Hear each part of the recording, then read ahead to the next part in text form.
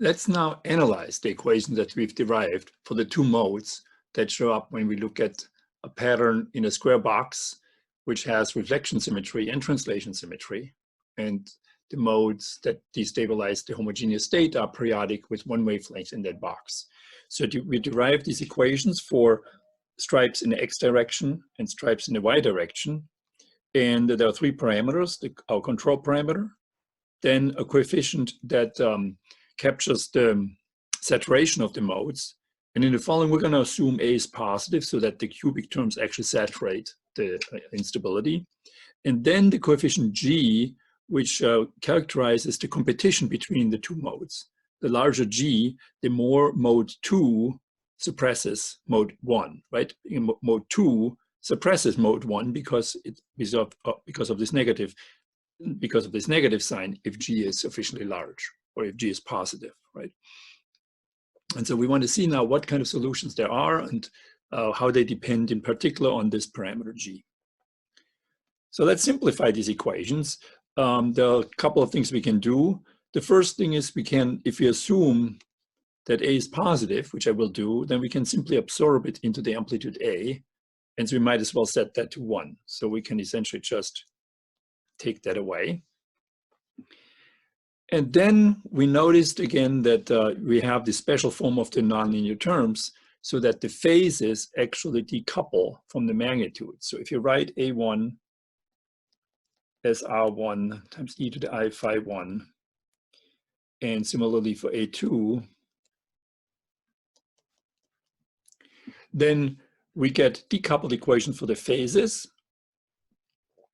and they're actually simply d phi by dt equals 0.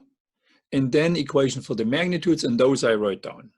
And those are simply given by dr1 by dt is equal to mu r1 minus r1 times r1 squared. Well, let me write it actually differently because we have to linearize, and it's nicer to actually have it like that. So r1 cubed minus g r1 r2 squared, and dr2 is the analogous thing, mu r2 minus r2 cubed minus g r2 r1 squared.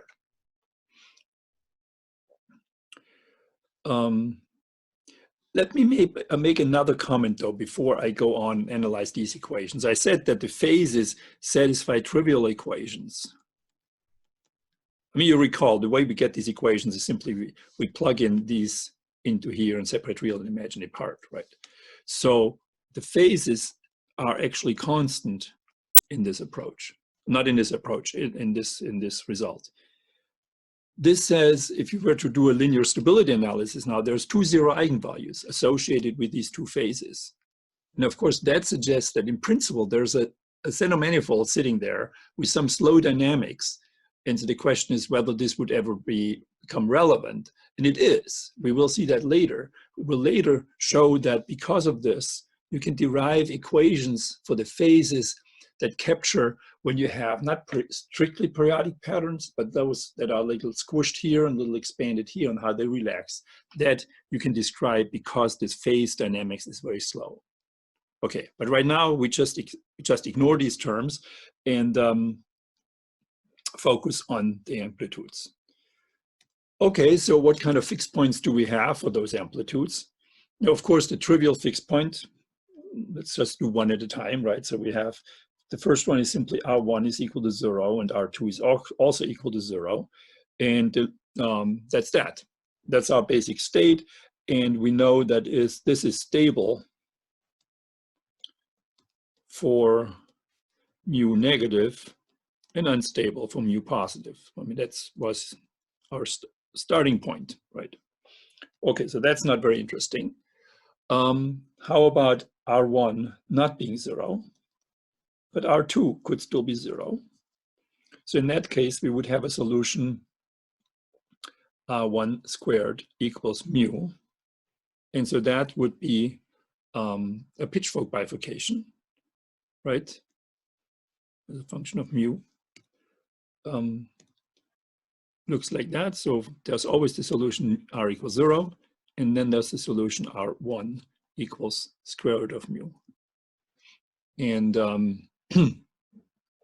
we don't know yet stability. We'll have to get to that later. But let's first just note that we have a pitchfork bifurcation of that type. Then, of course, we have also the other guy where R1 is equal to 0 and R2 is not equal to 0.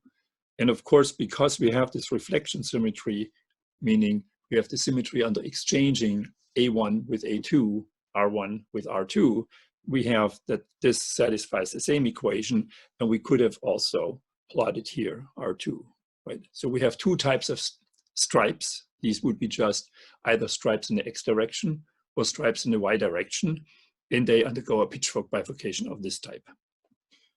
Maybe you were kind of wondering, why do I not draw this lower part here? Because a pitchfork wants to have its three prongs. Well, this R is a magnitude, right? So it really doesn't make too much sense to talk about a negative magnitude. But we recall, and that's important to remind ourselves, this is just the magnitude, right? So the full solution is actually R times e to the I phi. And so indeed, when we draw one point here, this is actually a continuum of solutions, and these solutions differ in the phase phi, which corresponds to patterns that are shifted in space, right? So you have, if you have a solution that is periodic, has a maxima here, the equations, because of translation symmetry, also have solutions that maxima arbitrarily shifted over. And that's this continuum associated with phi 1. And so therefore, there's no need to draw that lower branch, because that simply corresponds to phi 1 equals pi. So in fact, if you wanted to indicate that, this is now going overboard, it may be better to draw sort of a whole circle, reminding ourselves, just like in the Hopf bifurcation case, that there's not just one solution or two, there's a continuum of solutions, a whole family of solutions. But I'm going to just draw this pitchfork bifurcation like that. Okay, so what else is there? We could also have R1 and R2, R1 and R2 not 0. So R1 is not equal to 0, and R2 is also not equal to 0. So what do we get in that case? Well, let's plug it in. So if we plug that in, we get two equations. We get 0 is equal to mu minus R1 squared minus G R2 squared, canceling an R1. And we have 0 is equal to mu minus R2 squared minus G R1 squared. So together, we see that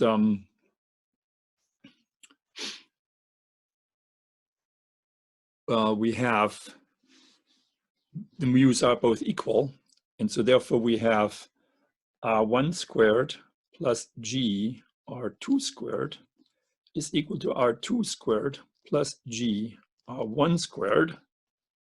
Or in other words, we have 1 minus G R1 squared equals 1 minus G R2 squared.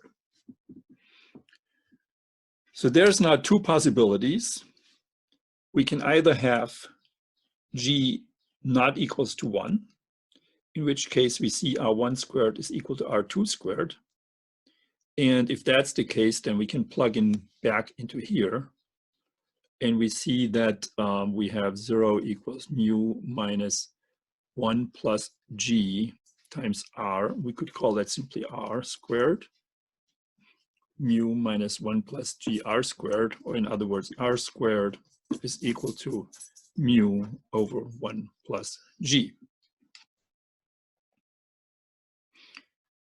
Okay. We could also have G equals 1. It obviously would be a very special case. I mean, why would that nonlinear coefficient be exactly 1? But mathematically, it's possible, and it actually is an interesting case, which we will not really discuss. But you see, if G is equal to 1, then you cannot make any statement about R1 and R2. You know that if G equals to 1, that R1 squared, well, you see that R1 squared plus R2 squared is equal to mu, but that's it. You don't know how R1 and R2 are separate. And in that case, you have an indeterminacy, and you actually have to include higher order terms, which would be like R1 to the 4th power and R2 to the 4th power and so on.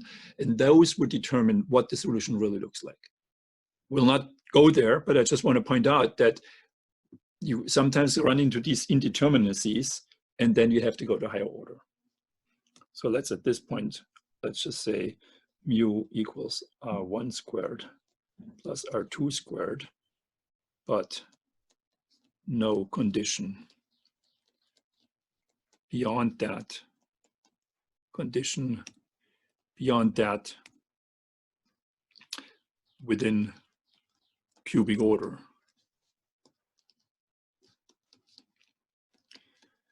Okay, so let's summarize what we have in terms of solutions.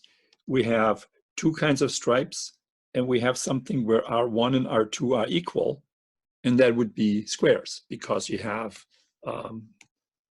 stripes in this direction, and at the same time stripes in this direction, and that makes a square pattern. Okay, but which of them are stable? They could be both stable, none could be stable, whatever. So we need to do a linear stability analysis in the full two-dimensional space. Okay, so let's do that.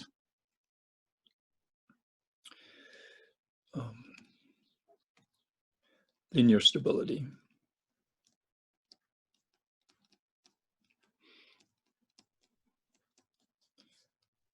Okay, well, for the trivial state, we already stated the stability, so that's not interesting. Let's look at stripes.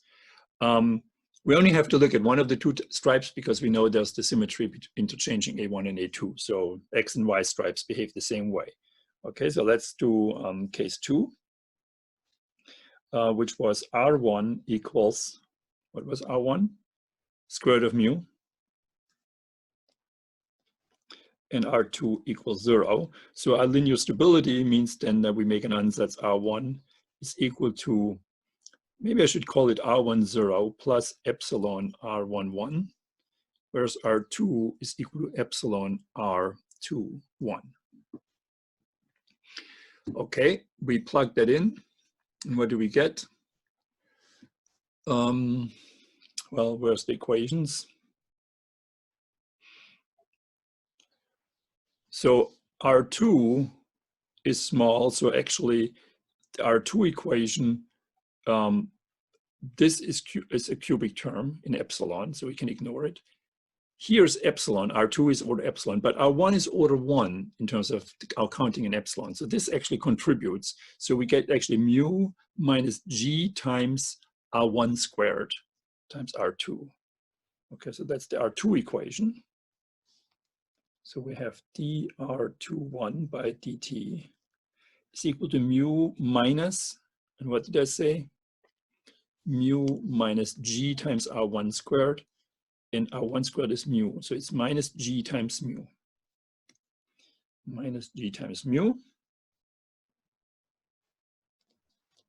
times R21, or in other words, it's mu times 1 minus g R21. We also need the equation for R.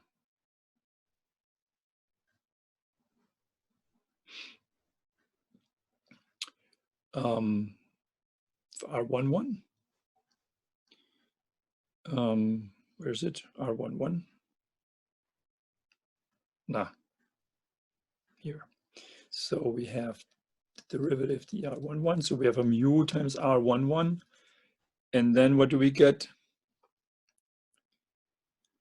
R2 is small, it's order epsilon, but so this is order epsilon squared, so this whole term does not contribute. This is, we need to expand, so we get from this, we get 3 times R10 times R11. Okay, minus 3 R10 squared R11. And R10 squared is mu, so this is equal to minus 2 mu R11. Well, these are nice and simple.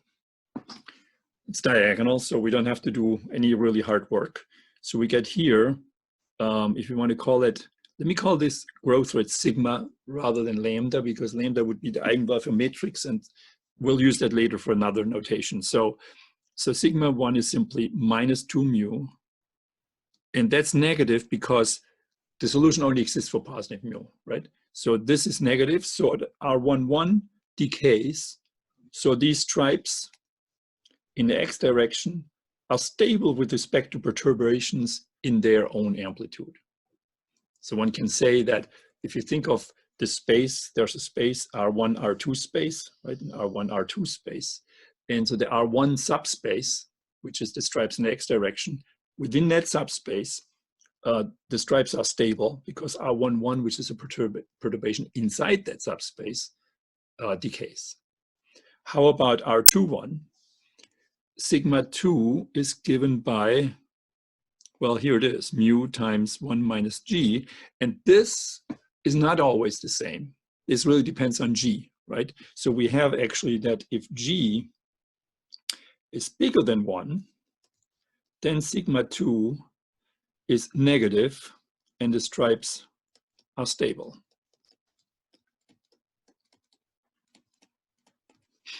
And I can leave it like that because they're stable in that direction and also in that direction. So I'm sorry, in that direction and in that direction. So they're really linearly stable. But if g is smaller than 1, then this eigenvalue becomes positive, and sigma 2 is actually positive, and the stripes are not stable. And how are they not stable? Well, the perturbation that grows is the R2. That means you have stripes in the x direction, but when you perturb them x direction, I have to draw differently. So if I draw them like that, I have stripes in the x direction. And if I make perturbations in this direction, these perturbations will grow. So we don't know what will happen eventually because it's just a linear analysis. But the linear analysis does suggest that these stripes are unstable to squares. So that's what we would think. And in fact, it's true. One can look at the phase space more carefully, and then we see that's the case. I'll draw a picture in a moment. But let's first look at the squares themselves. The other stripes, as I said, they have the same properties. They also are unstable to the y stripes, are unstable to the x stripes if g is smaller than 1. Okay, so number 4.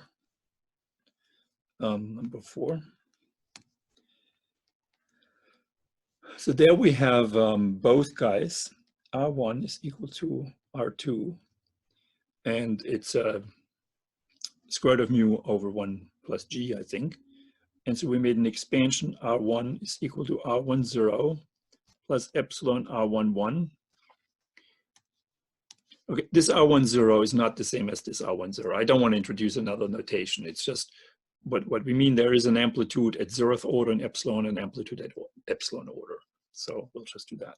And R2 is equal to R20 plus epsilon R21. Okay. Of course, we know that this is the same as that, but right now, let me just leave it like that in a general form. So when we plug that in, what do we get? Where's our equation? It's further up. So now we have R1 and R2 both have order 1 contributions with respect to epsilon. And so we get here a 3 R10 times R11. And here we actually have to do both terms. It could be an R11 here with R20 squared, or it could be 2 R21s, R20s, R10s, right? So let's write that down.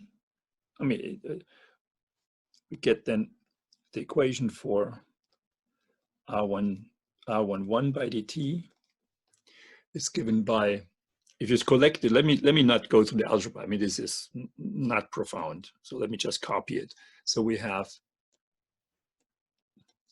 a factor in front of the R11, and then we have also an R21.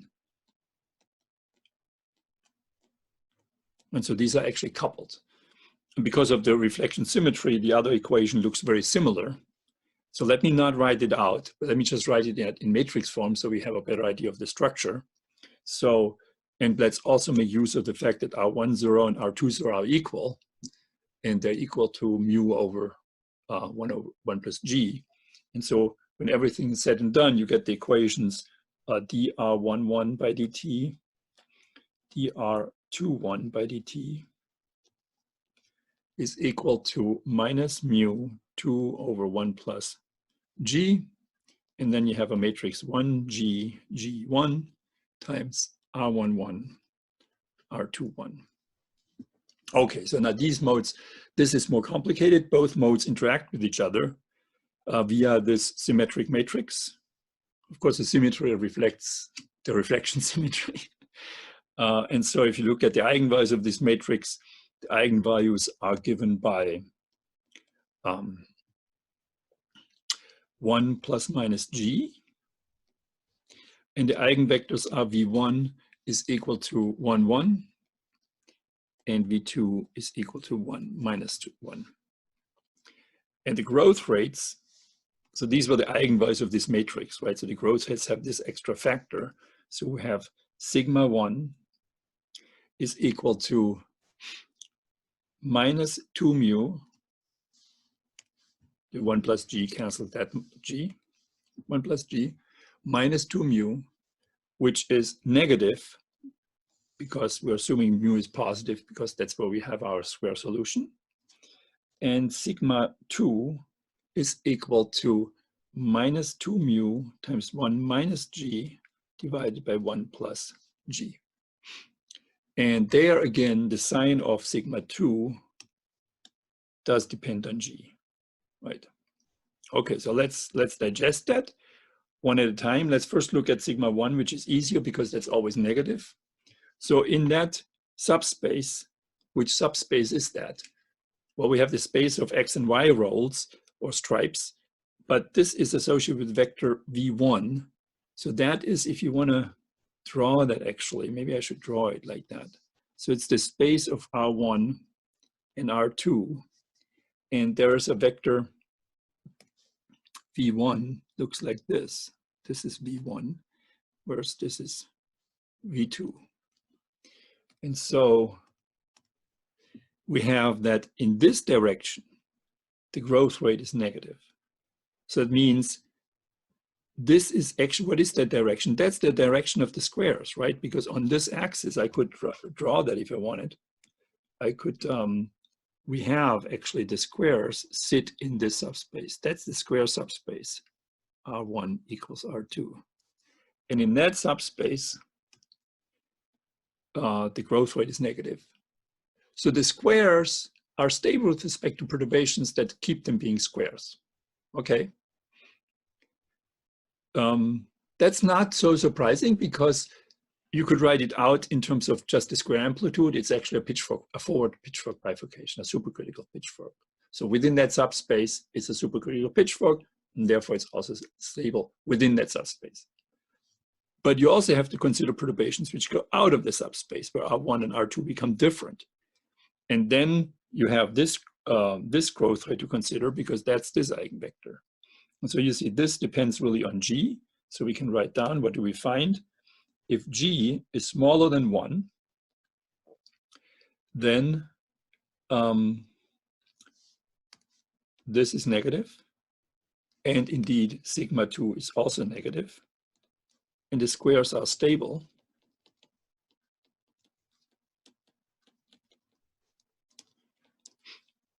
I have to be a little bit careful. Well, let me leave it at that. There's an issue when G becomes negative, then the bifurcation to the squares actually becomes subcritical.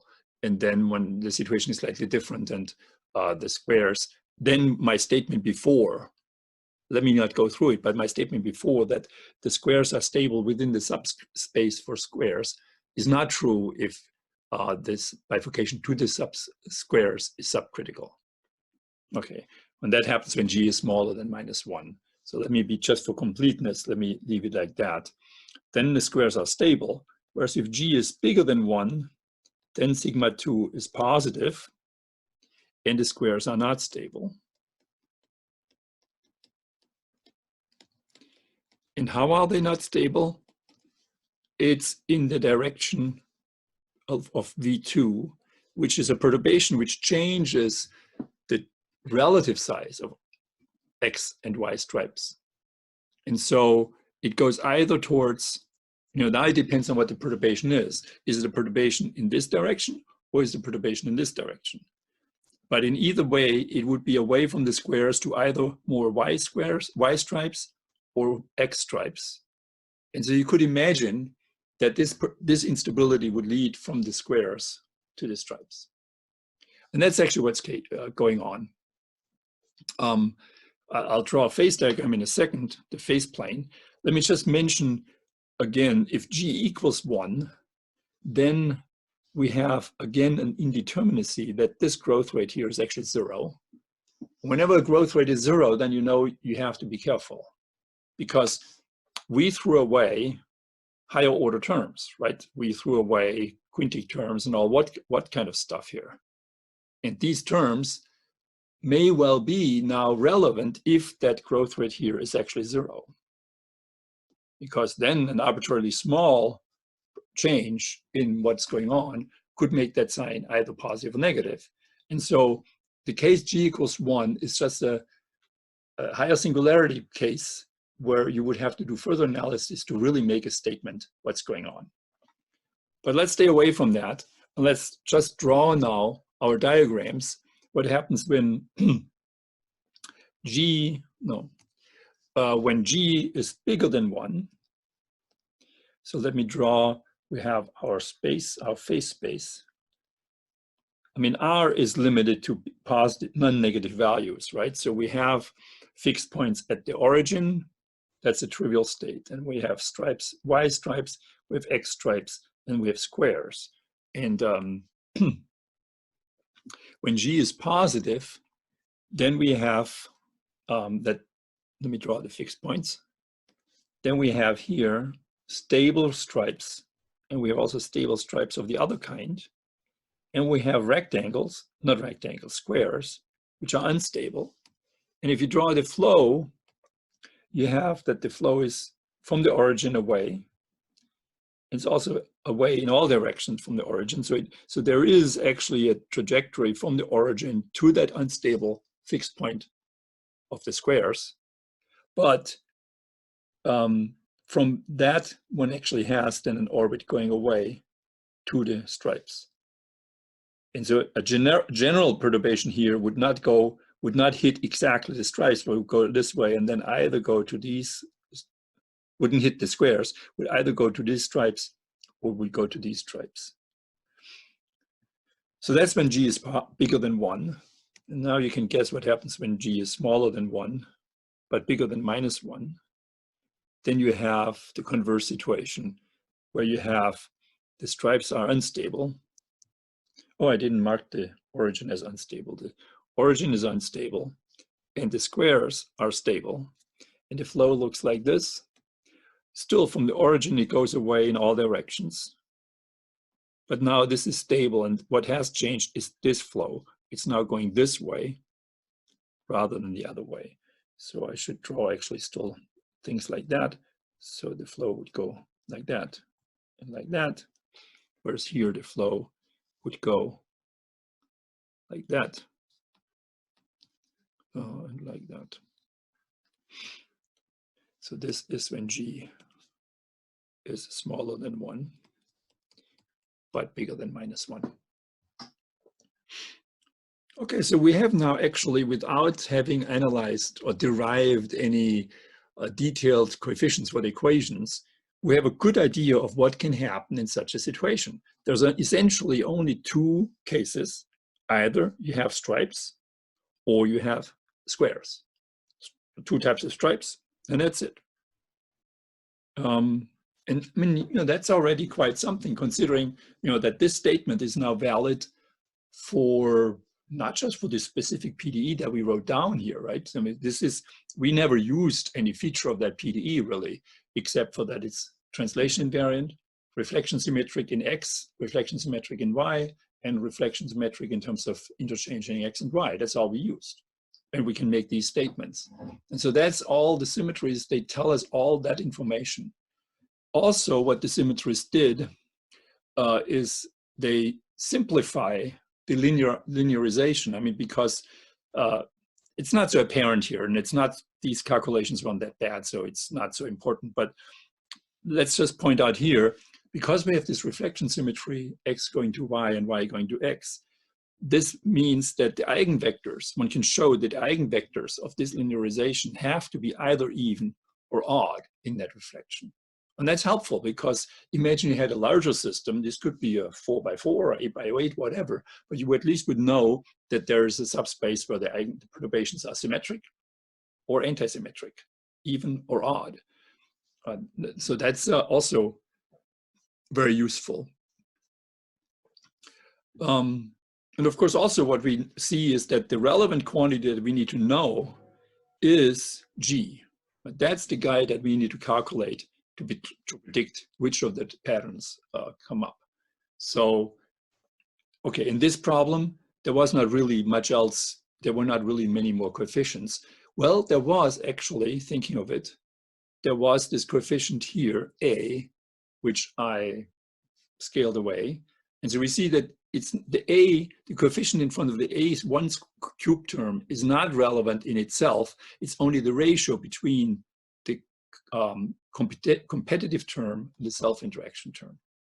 Okay, so much for general statements about it. But so this is a typical calculation for how to deal with mode interactions on a Zener manifold that's higher dimensional, in this case, two-dimensional.